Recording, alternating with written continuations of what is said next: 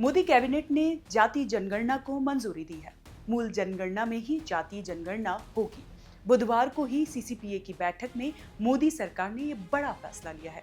केंद्रीय मंत्रिमंडल के फैसलों के बारे में जानकारी देते हुए केंद्रीय मंत्री अश्विनी वैष्णव ने कहा, कांग्रेस की सरकारों ने जातीय जनगणना का विरोध किया है।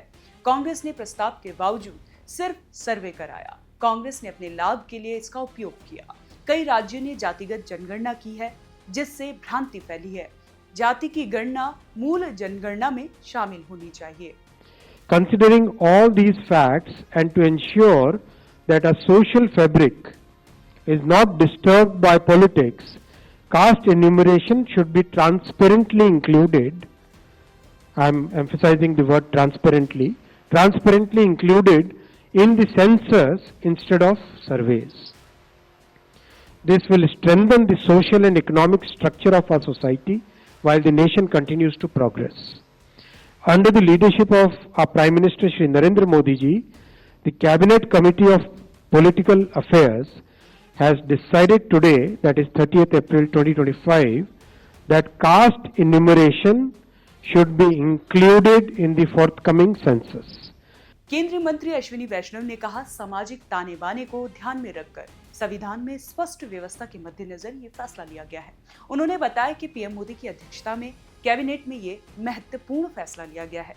बता दें कि भारत में जातियों की जनसंख्या के बारे में सटीक और व्यापक आंकड़े उपलब्ध नहीं हैं, क्योंकि केंद्र सरकार ने 1931 के बाद से किसी भी जाति आधारित जनगणना के आंकड़े सार्वजनिक नहीं किए हैं। हालांकि कुछ राज्य सरकारों और स्वतंत्र संस्थाओं द्वारा किए गए अध्ययनों में हमें कुछ अनुमानित जानकारी मिलती है।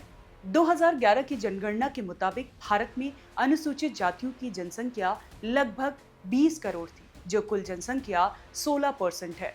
इनमें प्रमुख जातियां जैसे पासवान 5%, रविदास 5% और मुसहर 3% शामिल हैं। 2011 की जनगणना के अनुसार अनुसूचित जनजातियों की जनसंख्या लगभग 10 करोड़ थी, जो कुल जनसंख्या का 8% है। इनका विवरण राज्यों के अनुसार है। उदाहरण के लिए मिजोरम में एसटी जनसंख्या 94% है, जबकि उत्तर प्रदेश में केवल 5-7% है। ओबीसी की जनसंख्या का सटीक आंकड़ा उपलब्ध नहीं है, क्योंकि केंद्र सरकार ने 1931 के बाद से जाति आधारित जनगणना नहीं की है। हालांकि विभिन्न सर्वेक्षणों और अध्ययनों के अनुसार ओबीसी की जनसंख्या लगभग 50% मानी जाती है। सामान्य वर्ग की जनसंख्या लगभग 15% मानी जाती है। इसमें ब्राह्मण, राजपूत, भूमियार, कायस्थ आदि जातियां शामिल हैं। भारत में जातियों की जनसंख्या के बारे में उपलब्ध आंकड़े सीमित हैं और अनुमानित हैं। सटीक और अद्यतन जानकारी के लिए अब मोदी सरकार एक बार फिर से एक्शन में है। अब जाति आधारित जनगणना कराने का फैसला लिया है।